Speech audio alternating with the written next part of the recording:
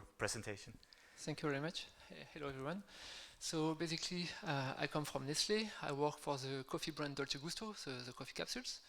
And we have a very particular setup where basically today we are present in over 50 countries and over 30 e-commerce websites.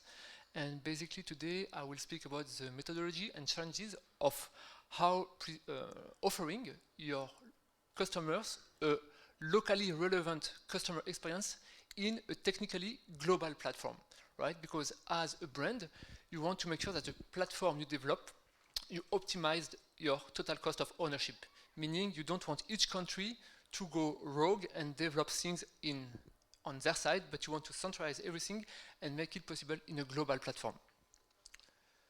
So as I was saying, Dolce Gusto today is present in over 70 countries and with 50 websites and 30 e-commerce.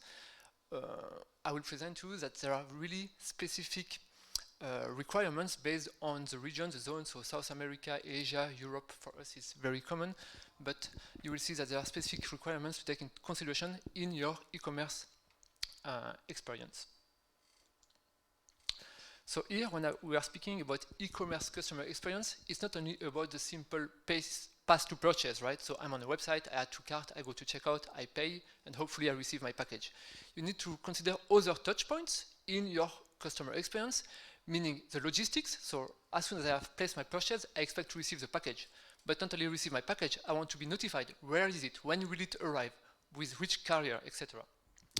Your CRM campaigns also need to be adapted, right, to promote locally relevant promotions. Not all the promotional mechanics are relevant in every country, right? And finally, the customer support. Also here, around customer support, based on the country, you have different touch point method of contacts that are relevant locally. So in South America, they are very fan of WhatsApp. In Europe, we like Facebook Messenger. In Asia, they have a local social network, which we don't even know about in Europe. So you have to be locally relevant.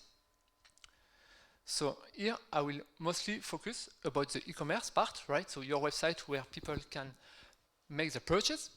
So in Dolce Gusto case, we started back in 2014 with one website, which was United Kingdom. So basically we started with an English website, and then the challenge was how to roll it out in additional countries. So you could think, okay, it's pretty straightforward. We have the base in English, let's translate it, and let's roll it out in France, in Germany, Italy, etc. But in fact, of course, whatever the technology you are using, you can translate your content, right? So this would be the first, let's say, basic step. However, you have to be locally relevant. So you need to take a customer-centered approach to fit the purchase path to what is locally relevant for the consumer. So first, you will start for the translation. And here again, you have several ways to proceed to translation. You can say, okay, let's do a straight translation. We use a translation agency, we'll translate our content, and content will be translated from English to German. However, you need to be also syntactically and use the real keywords used by the market, right, by the language. So let's say coffee capsule. If you want to translate it in German or in French, it's not necessarily the straight translation for capsule. You need to check what is locally relevant and what people really use in daily life for this expression, right? And this will highly impact also your search engine optimization. So you cannot do a straight translation. You need to really do deep research to be relevant and also to take into consideration your search engine optimization from day one by creating the correct locally relevant content. So this is for me not translation but transcreation, because you don't go for a simple one-to-one content, but you need to adapt it to the local expressions and usage of the user. Then once you have your content in the local language, you need to focus on what's impacting the path to purchase of the consumer. So for example, in Europe, usually when you're on an e-commerce website, you log in using your email and a password. But for example, in Korea, people don't use email. They use mobile phone. So the login is their mobile phone number. And this has impacts further down the line, right? Because it means they don't receive transactional emails. They receive transactional SMS. They receive SMS order confirmation, etc. So it impacts your whole channel. In France also, for example, delivery method. People don't expect to receive the package at home because usually they're not at home when the postman is coming. They want to receive delivery in a pickup point, right? So here again, as a final step of the checkout, you need to have a step where you can choose the closest pickup point from your address. In Portugal, for example, very popular, more than 50% of the payment are done through an offline payment method, meaning people buy online, but they want to go to an ATM to pay with their card, meaning they go to the ATM, they enter their order reference, and they pay with their credit card at an ATM for an online order, right? So there are a lot of local specificities like this. In Taiwan, the currency doesn't have decimals. So this also can create a lot of problems down the line. So if you do a 10% discount, and you don't have decimals, then you need to come up with rounding rules, right? And this will impact not only your e-commerce platform, your transactional emails that don't have comma and decimals in the prices, but all your financial systems down the line. So these are just few examples of local specificities, and these ones are directly impacting your e-commerce conversion rate, right? Because if, as a Korean user, I cannot log in to my account, I will never place a purchase. If, as a French customer, I cannot select a drop point location next to my house, I will just not purchase. I will drop at the final step of the checkout process, etc. If the payment method is not convenient for me, I will just drop out and go buy on Amazon. So here, these are really local specificities that needs to be taken into consideration. There is one more which I didn't include in my slide, but we also have experience with Middle East market and Arabic market, and I can tell you that the right to left experience is something totally, so when you write on Arabic on a website, so right to left, it's something that is really, really hard, and I would not recommend someone European to tackle this. You really need local experience to tackle this kind of challenges. So here I spoke mostly about having a relevant customer experience, so specific communication channel. As I was saying, some markets are really fan of WhatsApp or local messenger.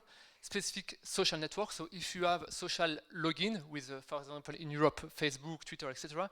In Korea or in Thailand, it's totally different social network for your social login. The address format, delivery method, payment method. And also, you have also local documents for legal and tax perspective. So, for example, in Australia, there are legal requirements that your website needs to be readable by software for blind people.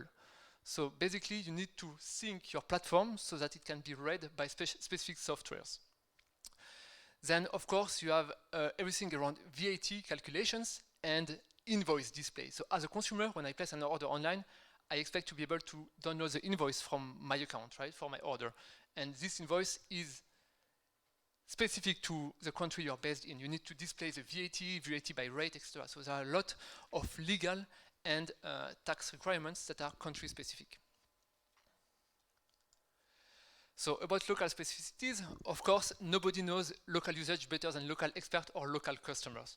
As I was saying, as a European, if you try to implement right to left design for an Arabic website, you will do it wrong. So you need to go and consult with local expert.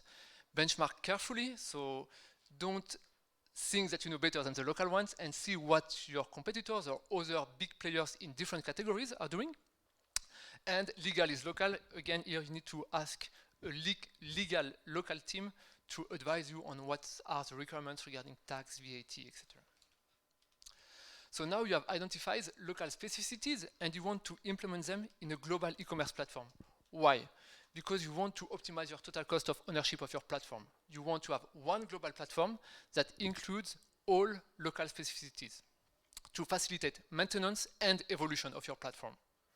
So basically, there are three, let's say, approaches that you can take: adapt, adopt, or abandon these local requirements. So let's start with adapt. Adapting in that case means that you will bring the feature into your global e-commerce platform, right? So how you can do it through custom development or integrating these features that has been developed by another partner. Today, most of the brands are using e-commerce engines that are, let's say, off the shelf. And if you want a French-specific integration with a courier, like La Poste or something else, you can bring this feature because it's already existing for other brands and that are using the same e-commerce engine as you. So you don't need to reinvent the wheel. And the big advantage if you do this is that you are not the only one to bring this feature. There are other brands out there using the same integrations. So usually you will not be the one to have to solve issues, right? Because it's already existing out there. And of course, it's much cheaper to take a third-party extension from a globally known vendor than to create it from scratch. The adopt, here again, it's about taking something that exists off the shelf. It's not exactly what you want to achieve, but it's getting very close in terms of customer experience. So here again, let's say, for example, in terms of promotional logic, it's very rare that someone needs to invent their own promotional logic. Usually, you can take off the shelf something that already exists. It's not exactly what you want to achieve, but it will get as close as possible to what you want. And here again, the idea behind is that you taking something off the shelf, you avoid a lot of troubles, and you take something that has already been proven by other actors. And again, you will not be the only one to maintain it, right? So this is the big advantage of taking off the shelf.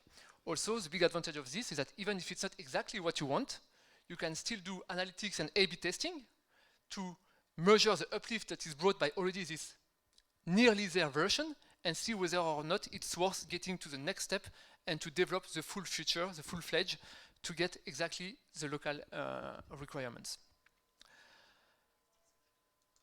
And finally, abandon. So this is the worst case. So when you realize that a local specification is really too complex or is not worth it, then you just say, okay, I will not bring it. Why? Because it will be complex to maintain, it will be costly to maintain, or we don't see the uplift it will bring. In that case, okay, you don't develop the feature and you don't incorporate into your global platform, but you can still use analytics to identify other paths to get there, right? You can use A/B testing and identify maybe some alternative solutions. So maybe you don't have exactly the promotional logic you wanted, or the way it's displayed is not exactly what you wanted, but in the end, for the consumer, he will get his discount, right? And also, you can always ask your user base, okay, we are not able to provide you this delivery method, but what would be your next preferred delivery method, right? We cannot propose you drop points location, but what would be the next best alternative for you?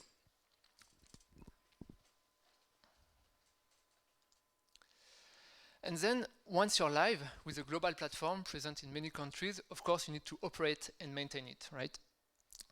And here there are several challenges. So the first one is, in the more countries you're present, the more local requirements you need to monitor and be aware of their evolution. So if tomorrow, the French post services are changing their drop point location, you need to be on top of it and monitor it and be sure that your integration that you did is still working. So the more countries, the more feature, the more you need to monitor and keep up to date per each country. And we also have the case per each country and each language, right? So if you take Belgium, which has 2 languages, or Switzerland, which has 3 languages, you need to keep on top of this and ensure that you remain relevant in 3 languages for one country.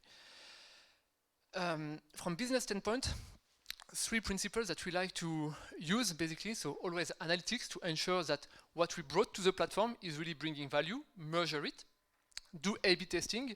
So as soon as we have something in place, can we fine-tune it, make it better? And one thing that is very often discarded, but in fact, and I do 1 session a month, we learn a lot from it, is customer complaint and customer contact analysis.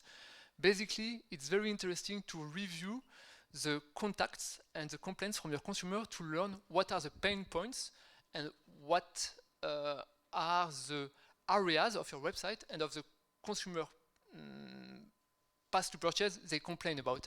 And basically, that's the moment when you realize that in fact, the e-commerce part, I mean the pure path to purchase, is a very small part of it. Because as an e-commerce organization, you will think that, okay, my job stops at the moment when people click on purchase, they pay, I got the payment. But in fact, you need to consider before and after that. Before meaning you need to ensure that in your warehouse you have the stock to fulfill these orders. And down the line, you need to be sure that your logistic partner is delivering packages and informing consumer of where their package is and when it will be delivered.